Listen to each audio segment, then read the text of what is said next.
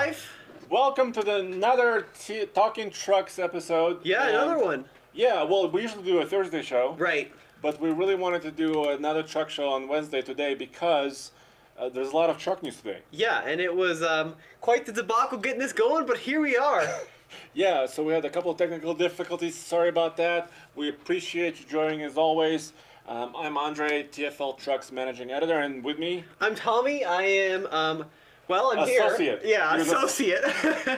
No, you're actually in school most of the time, but thank you for joining. Yeah, for sure. So what are we talking about today, Andre? Well, today, earlier today on TFL Now, our channel, I uploaded a video talking about the Ram TRX news. Okay. So there's a leak of information, and we're not going to discuss that here. Right. Please go to either our website, tfltruck.com, or that other video that describes everything. Yeah, for sure. But also, Chevy dropped some news today about their new 2.7-liter turbo engine. Okay. So let's discuss that. And then, how about we do a list? Ooh, this is going to be a top 10 list of trucks you definitely forgot about if you know they existed at all. Yeah, I forgot a lot of stuff, actually. Yeah, I'm always forgetting stuff, actually, Andre. So get to the Silverado news. Yeah, so you guys know, several months ago, Chevrolet unveiled their 2.7-liter four-cylinder gas engine. And they released some specs, like the power specs, 310 horsepower, 348 pound-feet of torque. It's made it to an 8-speed automatic. But today, they also dropped the EPA estimates. Okay. Because everybody's been waiting for it, because it's a small engine, it's supposed to be efficient. Right, yeah, for sure. 20 mpg city, 23 mpg highway, and 21 combined. Andre, that doesn't seem that spectacular for a four-cylinder turbo. Well, it's in a big truck, right? Right. And it's really powerful, but here's the thing. How does it compare to competition? And we have to look at Ford and Ram, I think, because Tundra, the Toyota Tundra and the Nissan Titan, they only start with V8s. So how does it compare to Ford and Ram? Yep. The Ram not Eco Diesel, there's no diesels here. The Ram V6 e-torque is rated at 20 mpg city as well. Okay, so kind of a similar rating. Yeah, same rating there, but then they're rated at 25 highway. Ooh. So that's quite a lot more than the 23 number that Chevrolet is discussing here. Right, so what about Ford? How does it stack up to the Ford engines? Once again, so the most efficient gas engine on Ford is a 2.7-liter V6. The EcoBoost, 20 mpg city, okay, 26 highway. Yep. So that's a lot more on the highway. So this is kind of a surprise to me. Yeah, I mean, it is kind of a surprise, and you know, this joins up a whole bunch of new engines from GM, right, for their half-ton truck. So we recently on tfltruck.com, check this out, we got some leaked information regarding the 3-liter diesel. The diesel, yeah. So the diesel wars are still in play. And today's news is mostly focused on gas engines, but the diesel stuff, you know, we on our website we have the number 282 horsepower for the 3-liter inline 6, and 450 pound-feet of torque. This is from GM with their 10-speed. Right. Of course, Ford has an F-150 power stroke. Sure. And Ram's still talking about the EcoDiesel in the future. So a lot of news here, and competition is really high. So the question is, on the diesel side of the half-ton market, do you think we're going to see improvements over the 2.7? Is the diesel going to be the most efficient of the Silverados? Absolutely. Actually, that leak talked about 28 on the highway. Wow, so that's a big difference. Yeah, from 23 to 28, but that's preliminary numbers. Yeah. Not official. So I'm hoping for 30. You know, I think GM, you know, actually can push it a little bit more. And so we haven't driven the 2.7 turbo engine in the Silverado very much. I drove it for a few minutes at their proving grounds. Right. It was very exciting, but actually we're going to be driving it in November, so we'll have more information. Yeah, no, for sure. And let us know in the comments below what you think of that 2.7-liter. Should a 4-cylinder belong in the new 1500 trucks? Kind of a polarizing engine for a lot of people. They either really love it or they really hate the idea. So we'll have to wait and see what happens with that. But we also have some more efficiency news. Efficient news, well, electric news actually. So Bollinger B1, you saw that last year, right? And in July of 2017, they unveiled the B1 SUV. Yes. And now they have a 4-door version. Ooh, a B2. And now they have a crew cab truck. Yes, B2. By the way, so they moved their headquarters from New York to Michigan, Right. Because they're talking about production, and they're promising that the B1 will be it will go in production in 2019 sometime. Yep. The B2 will go in production in 2020. Right. But still, this is not kind of for sure. It's a brand new company. Yeah, and honestly, Andre, What? we haven't seen the B1 on the road, right? We haven't No. driven it. We No. haven't really experienced the B1, and yet here we are with B2. Ding. Gandhi and me donated $2. Thank you very much. Why is the GMC Sierra such a bad car? Interesting car. Yeah, bad that's car. the word he uses. It's not a car actually. It's a truck. First of all, Gandhi, but also, I don't think it's bad. You should watch some of our videos. We'll be doing a lot more towing with the new truck. We did a first video from Canada of the GMC Sierra AT4. Right. And also the Denali, driving it on road. It's actually a really comfortable truck. So that's, more on that later. But what do you think about the styling of the Bollinger? It's great. I think it looks a lot like the original Land Rover Defender. And I think that's a great thing. It's very simple. I like how you can kind of see these rivets or these, Yeah. pop rivets down the side. I think it's a really cool looking design, and I think an electric vehicle has the potential to be extremely capable off-road. Think of a vehicle with, a hub motor in each wheel potentially, and you could have an extreme rock crawler with nothing to scrape up underneath, right? You could have a flat floor because you don't need drive shafts and you don't need even axles in some cases, right? You can just have a Right. direct motor in the hub. So I think there's a lot of potential to be really cool in a truck. And look at this, the total pass-through. So from bumper to bumper internally, you can put long items like lumber, and that's 16 feet. They have a mid gate, kind of like the old Avalanche used to have, right? Oh, cool, yeah. Where you can actually put stuff when you fold the rear seats down. Sure. And a 4x8 sheet of plywood would fit. And they also have crazy specs, right? They're promising 520 horsepower, dual motor system, Ugh. all-wheel drive, with a clever, appropriating torque to each wheel. 5,000 pounds of payload. That's a lot of payload 70 capacity. 7,500 pounds of towing, not great towing, but still quite a lot. 200-mile range, about 10-hour charge time on level 2 chargers, but no, they haven't announced pricing. Right. So I want them to succeed, but we still need more real, prototypes and trucks and actually drive them, right? No, for sure. Andre, I think we should get onto our list here, which is the top 10 cars you definitely forgot about. But before we do, let's talk about our super chat function. If you want to support our little team here and help us keep doing these live shows, we have a few options. First of all, if you donate us $5 or more in the super chat function, welcome to the hood. We'll go ahead and stick your username on the hood. Thank you guys. $10 or more, you get this really cool exclusive TFL truck sticker only available here. $25 or more, we get you a patch, which are pretty vintage. I don't think I've ever used a patch, Andre. And then $50 or more are TFL signed trucker hats. Yeah. Once again, you can only get them here on YouTube, and we really appreciate it if you guys helped out, and we want to give you a thank you. So let's get on with our list. The top 10 vehicles, top 10 trucks, actually, you definitely forgot about, because we kind of did forget about them. Some of them, at least. One of them on this list, Andre didn't even know existed. Right, and I was just, you surprised me, actually. Right. In a big way. We have a question here.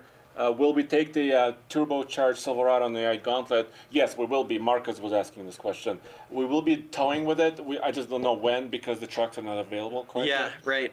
They're on sale in November. So as soon as we can get one, we'll do more towing. So the first, or the number 10 vehicle that you definitely forgot about is the Dodge Dakota Sport Convertible.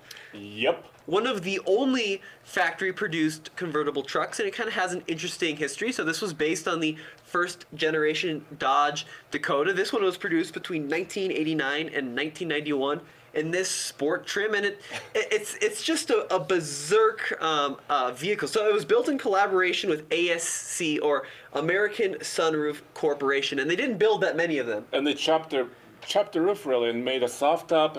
2,842 units were built. And I actually saw a couple of them on Craigslist coming in and out, over the last year.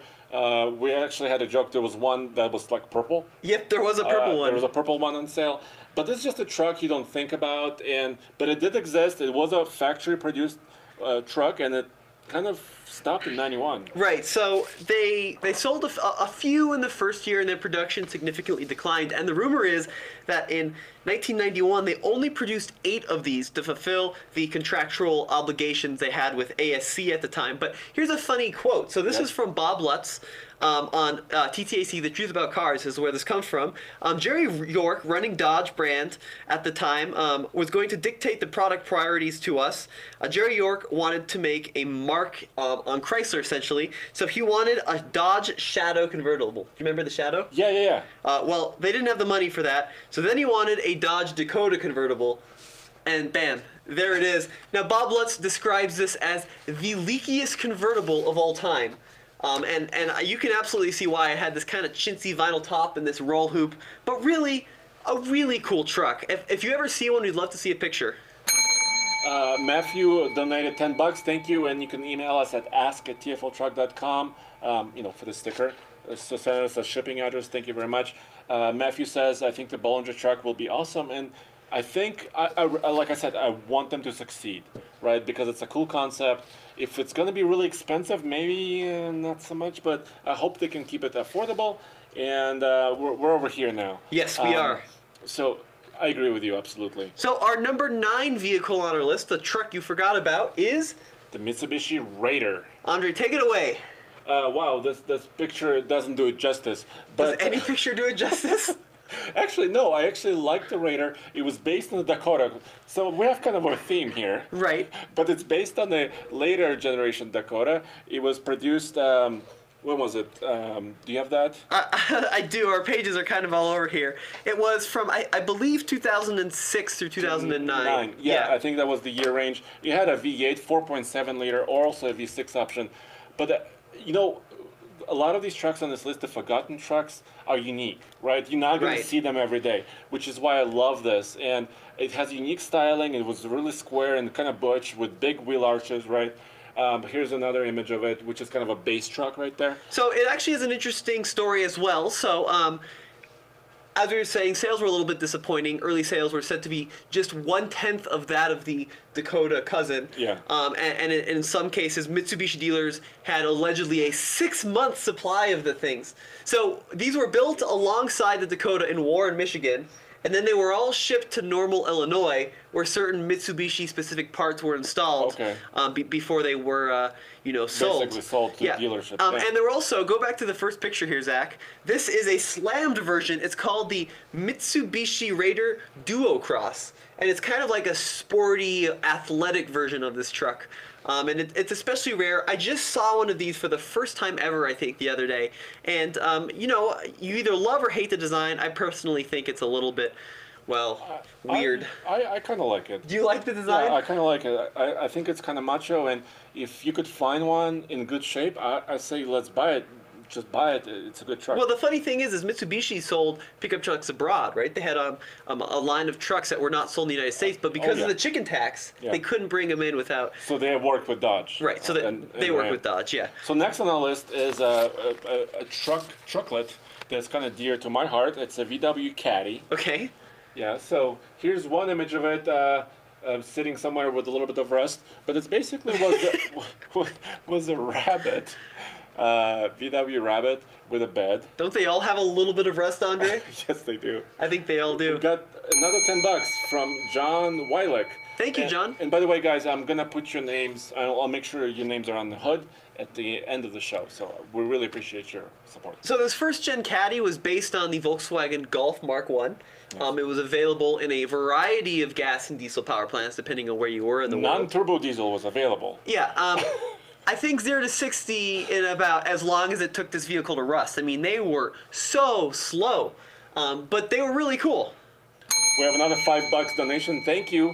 Chubi says, do you have any more MMUSA, Motor Mountain USA t-shirts left? We don't. No, we don't. Sorry about that. That was a limited run. 2015, we did a Jeep trip. Sorry about that. But yeah, sorry.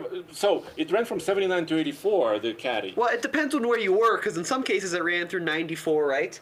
And in South Africa, it was sold through 2007. Yes. And South Africa, if you don't know, they recently just discontinued the Volkswagen City Golf just a couple years ago, which was a Mark I Golf that they just kept in production.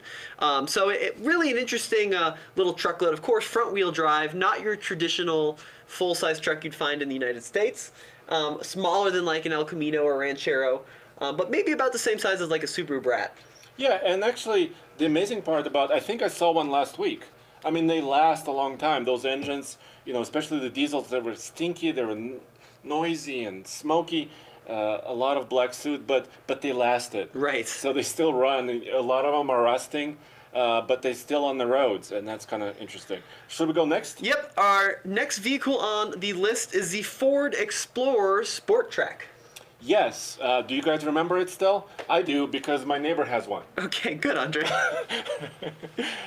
It's a really cool truck. The thing about it is it has a small bed. It's based on the Explorer. Right. When the Explorer still had a frame. Yeah. Right, the Explorer no longer has a frame. It's a little bit like an Avalanche. Yeah, it's no mid-gate, but right, it's a small truck. It could tow about 5,000 pounds. I mean, safely. I think the rating may have been a little bit higher. Mm-hmm. But I think the cool thing, I mean, the 4-liter V6 was there, which was a solid engine, very reliable. Very reliable, yeah. So, and also the V8 was an option. The issue is, though, it wasn't as practical necessarily day to day as like an Explorer because you didn't have an enclosed cargo area. Yeah. But it also didn't tow or haul as much as an equivalent truck. Or like a F-150. Yeah, and the other weird thing too is, Ford had a lot of vehicles sold at this time when this was produced, including Ranger. Right, F-150. F-150 Explorer was selling hundreds of thousands. And this tried to just like jam itself into the lineup. Yes. And maybe not necessarily so well, but I think the second generation, let me know what you think in the comments below, is actually super cool looking.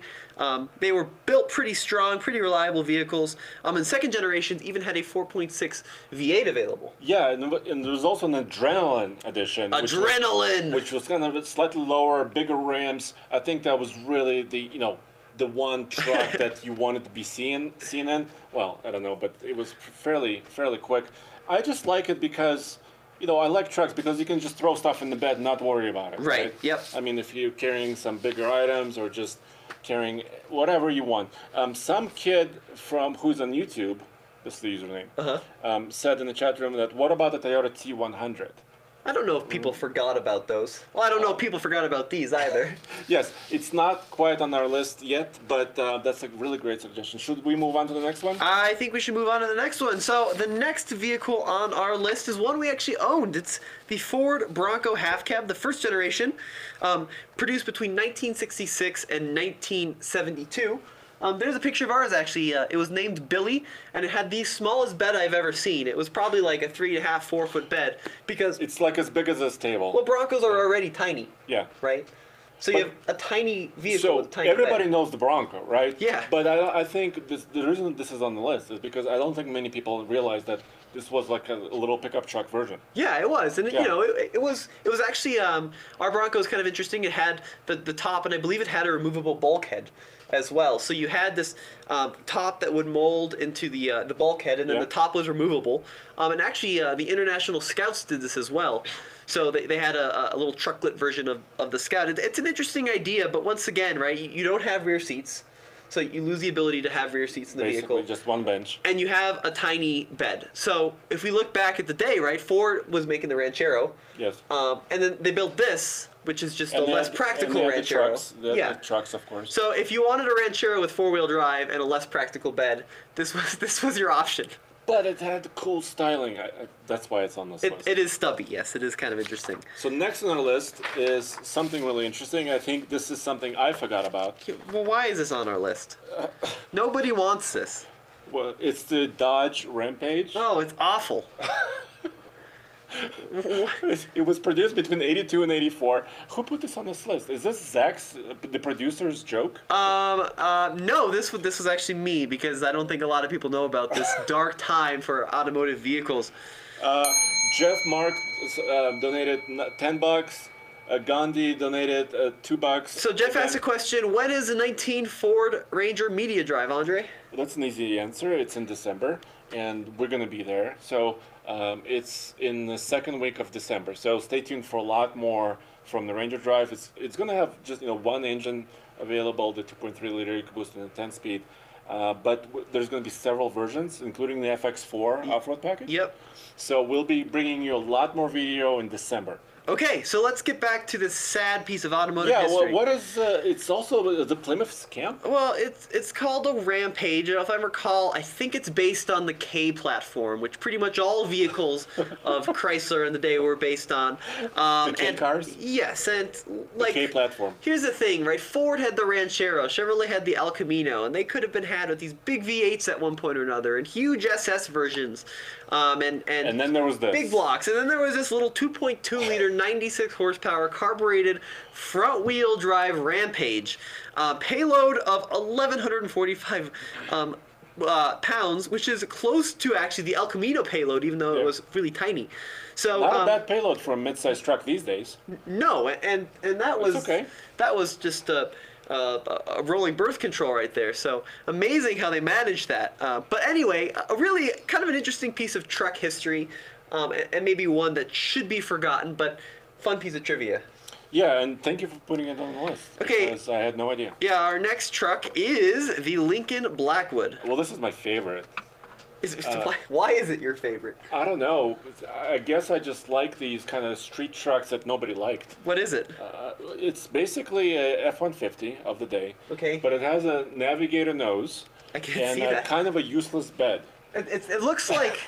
It looks like someone modeled like a yacht in the back of it. Yeah, right? Actually, when they first came out, they positioned it at the marina, right? So you could drive your truck to your boat and carry a few things into your yacht and then go and do whatever you wanted to do. It was only available as a rear-wheel drive. Okay. So that's kind of useless for a truck. But there's something endearing to it. It's kind of a luxury version that was very expensive. And the bed was actually, there was a tonneau cover, and it had little doors. Yeah, I remember that. For the tailgate. Well, okay, so what happens if like someone rear-ends you in this truck nowadays and you want to find a replacement set of doors? You don't get one. You'll have to build it yourself. I saw one in Albuquerque last year, so they actually exist, so. Yeah, honestly, it's kind of cool. Like, it's a little bit so weird that it's cool. And... Am I changing your mind slowly? I never hated. I hate the Rampage. I don't hate the Blackwood. It's kind of interesting. But we also have the Mark LT. So the Mark LT was interesting. Came along in 2006, discontinued in 2008, and is sold in Mexico through 2014. And actually, they even sold it in the previous generation. This generation right here, body style. There it is. Wow, what a truck. Wow, look at that grill, guys. This is not my favorite. But, okay, here's the thing, though. No. Like, you look at this F-150, and it's clearly just or what is it? The Mark LT. It's an F-150. You look at this Mark LT, and it's clearly just an F-150 with the grill. But the Blackwood was a Navigator that was rear-ended by a yacht. So that's kind of way cooler than the Mark LT. No, Mark LT, first of all, what does that mean? Light truck? Mark? No. I mean, I know what they're going Isn't for. Isn't it Lincoln truck? Yeah, but Lincoln? Yeah, Lincoln truck. LT? LT. I don't know. If you know what LT means, please leave it in the comments below. I thought it was light truck or whatever, but no, I don't like the concept. It's just the F-150 with a grill. Yeah. No thanks. Trucker Dan Videos. Isn't the Lincoln version of the Ranger and Mark LT was the F-150? Thanks for donating $5. Isn't Lincoln version of the Ranger? I don't know. No, I don't think they did. I think they were all pretty much F-150s. Yeah, exactly. Yeah. Okay, so let's keep going with our list. Number 8, and I can't believe this is what it was called, but the Dodge Macho Power Wagon. Well, of course it's macho. If Nathan was here, he would have explained it very clearly, because the Power Wagon don't care. Yes, the Power Wagon don't care, but back in the 70s it did, because it was a version of the third generation Dodge D-Series truck, and they had all sorts of weird colors. This one, unfortunately, is in black and white, but just imagine this, just like splashed in yellow and brown. We're using an interesting image here, because there's also a person modeling here, but it's a two-tone. color, and they also had different versions of it. And the current Power Wagon, the 2018 model, Yeah. actually gives a kind of a throwback to the macho. Dodge did some weird stuff back in the 60s and 70s. They did a truck where it's not on our list because it's pretty well known, but the Lil Red Express, not the Little, the Lil, like Lil Wayne. Or Lil Jon, I don't know my rappers. But anyway, it was like the first sport truck. They also did a truck called The Dude, which was in reference to an actor back in the day. So really, really bold naming from Dodge, and maybe more bold naming than actual hardware included in these vehicles. But the Power Wagon was pretty cool, and it just screamed 70s. But can you imagine just pulling up somewhere and say, "I'm driving the macho Power Wagon"? You feel good, I right? could see you doing that in your Blackwood. That's what she said. Okay. Okay, what's next? Number 2 on our list is a vehicle I am very passionate about. It is a Chevrolet S10. There it is. And that to you may just look like a regular S10, but that actually is an S10 EV. And it was what? Yeah, an EV. And this was not some weird third-party conversion that wasn't sold through GM. This was an actual vehicle General Motors produced in 1977 and 1998. They sold right around 400 of these. 97, 98, yep. Yeah, in those 2 years. And it was marketed to utility fleet customers primarily as a lease vehicle only. So this came around the same time as the legendary GM EV1, which was GM's first attempt at a mass-produced electric car. Of course, all those were recalled, and then they were all crushed, and there was a documentary made about it, and people were outraged. But this is actually a really interesting story because the S10 EV uses the same powertrain, essentially, as the EV1. But it was detuned. It was detuned, yes. So it has an 85 kilowatt electric motor, 114 horsepower, liquid-cooled, and the craziest part of this whole truck, Andre, was because it uses a lot of the EV1 powertrain, is its front-wheel drive. That's mind-blowing. $3 from Wexos. Andre, Nate, Kent, and Tommy are the best. Well, thanks, you so much. Wexos. Now let's get back to nerding on old Chevrolets. 0 to 50 miles an hour. Wait, so it couldn't go 60? So there were, it could. There were 2 versions. There was a lead-acid powered one and a nickel-metal hydride powered one. The lead-acid one had a 16.2 kilowatt battery, 0 to 50 in 13.5 seconds, which isn't so hot, and it had a range of about 47 miles, which also isn't so hot. But in '98, they came out with the nickel-metal hydride version, which had a 29 kilowatt batteries, weighed 400 pounds less, and had a range of 72 miles, and that did 0 to 60 in like 10 seconds. It was limited to 70 miles an hour top speed. So what happened with... It's a good first try. Yeah, it was a good first try. What happened with these is actually kind of unfortunate. You know, they were released to these fleet and utility customers, and then just like the EV1, they were recalled and crushed. But there were a few that escaped. So roughly 60 of these were actually purchased by customers, unlike the EV1s, and they are still running around and they still exist. One actually sold about 6 years ago for about $4,000 online. It had a charger behind the front license plate, as you can see here. And, the batteries were mounted between the frame rails underneath the bed. So really interesting design that not a lot of people know about. James Beeman says this GMC Cyclone was also awesome. Oh, the Cyclone was awesome. We agree, and I think a lot of people remember. Yeah, they'll be remembering them because they are becoming a lot more popular now, right? So it's becoming a lot more common to see Cyclones in the auction blocks, and there's more enthusiasts. Same with Mitchell Long. Also mentioned the Cyclone. Jim mentioned the S10 Extreme. Yeah. So there was like a sport version of it, which I actually liked. I don't know why I like lower trucks, because I like off-roading, but I think it was a cool look. H3T Hummer. People will still remember. Well, I've been looking at one, since I have the H2. Yeah. I've been looking at H3Ts, but they're very expensive. I actually just saw one the other day, and I was talking to the GM guys about this. You could actually get an H3T with a front and rear locking differential, which is just nuts. It was an adventure model, wasn't it? Yeah, there was an adventure package with a front and rear locker, and then there was also an Alpha H3T, which had the V8. 5.3, and that's really rare. Yeah, and expensive too. So the number 1 vehicle on our list came just shortly after the S10 EV, and that is, of course, the Ford Ranger EV. So these were also produced mostly for leases between 1998 and '02, so they had a pretty good production run. 1,500 were produced. Once again, two versions. There was a lead acid and a nickel metal hydride. 65-mile range on the lead acid, 82 on the nickel metal hydride. What's interesting is these were only available in two-wheel drive, but they used a frame and a lot of the suspension components from a four-wheel drive Ranger. So they actually sit pretty high. And, you know, just a bunch of weird stuff. Both of these trucks had regenerative braking, which was pretty cool for back in the day. They both used kind of interesting dashboards that had, you know, the Ranger had a miles to empty gauge and a battery level gauge. Oh, here's one example of it. Yeah. Distance to empty. And then you can see PRNDE. Electric? E is economy. Oh, economy. And that extends your range and it lowers your top speed a little bit. But I have a question. Can you forget something that you've never known? What? What? Sorry. What is that question? This is the truck that I didn't know existed. Oh, okay, yeah. So I did not forget it. So there you go. Some other weird things. Go ahead and take a look at Wikipedia on these trucks because the rear axle situation is so weird. It's the Dian tube, the Dian, I don't know how you pronounce that, located between the rear wheels. And it used leaf springs, but for the first year they were carbon fiber leaf springs. So that's really interesting because GM is currently using several different materials in their leaf springs. Right. So, I mean, what was before kind of returns sometimes, and technologies get recycled and improved, and et cetera. Well, yeah, hopefully it got improved. This is 0 to 60 in 10 seconds, and the AC controller is placed where the spare tire lives, so the spare tire they just stuck in the bed, which is just a terrible place for a spare tire. It's a truck. Yeah, it's a truck. So first attempts, made about 1,500. Once again, most of those were recalled by Ford at the end of the leases, but there's still a few out there if you can find them. There's also the Chevy Love, for example, Bob Kitts is mentioning.